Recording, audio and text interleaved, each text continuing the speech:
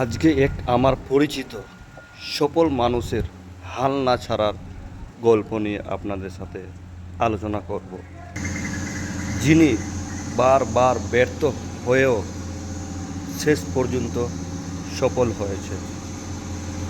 একটি ছোট্ট গ্রামের দরিদ্র পরিবারের ছেলে ছিল আকবর। পরিবারের অবস্থা এতটাই খারাপ ছিল যে আপনাদেরকে বলে বোঝানো যাবে না। সময় মতো ঠিক করে খাওয়া জুটতো না। আমরা দেখেছি ছোট ছোট বাচ্চাগুলোকে নিয়ে বহুত কষ্ট করত তার বাবা।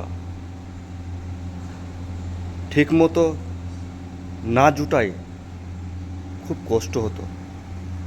স্কুলে যাওয়ার পাশাপাশি তাকে ছোট্টখাটো কাজ করতে হতো, কারণ সে যেন নিজের খরচাটা বহন করতে পারে।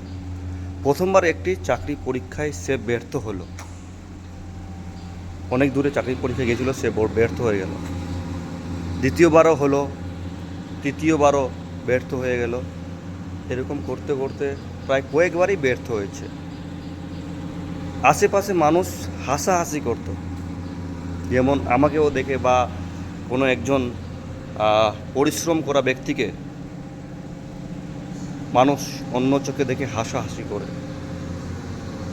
যখন মানুষ হাসাহাসি করতে তার প্রতি শুরু হলো, তখন আকবর কিছু চিন্তা ভাবনা না করে একই কথা মনে রাখলো, ব্যর্থতা মানে শেষ নয়, বরং নতুনভাবে শুরু করা সুযোগ করে নিতে হবে, এবং ব্যর্থতা শেষ নয়, বরং নতুনভাবে শুরু করা একটা সুযোগ মনে করে নিতে হবে। বুঝাতে পারলাম? সে প্রতিদিন নিজেকে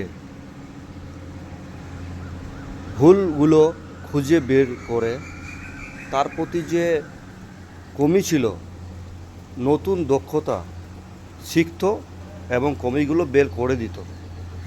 আগের চেয়ে বেশি পরিশ্রম করতে ধরল, কারণ তাকে সফল হওয়ার জন্য এগিয়ে যেতে হবে। ধীরে ধীরে তার আত্মবিশ্বাস বাড়তে লাগলো। আমরা দেখেছি তার কঠোর পরিশ্রমে খুব মূল্যবান সময়গুলো।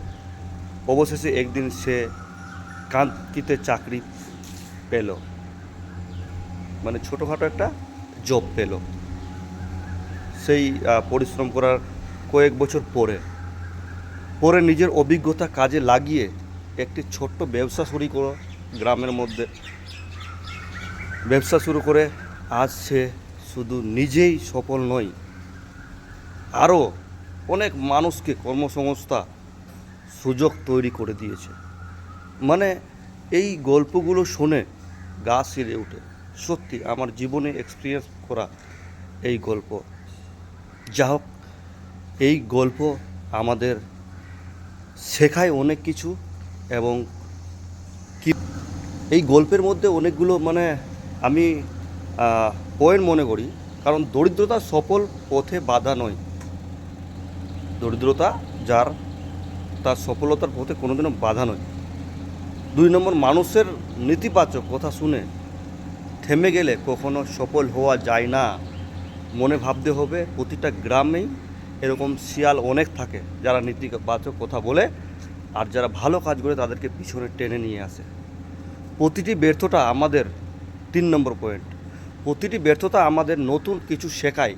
নতুন কিছু শেখার দৃষ্টি অবশ্যই রাখতে হবে, কারণ নতুন কিছু না শিখলে আমরা জীবনে এগিয়ে যেতে পারবো না।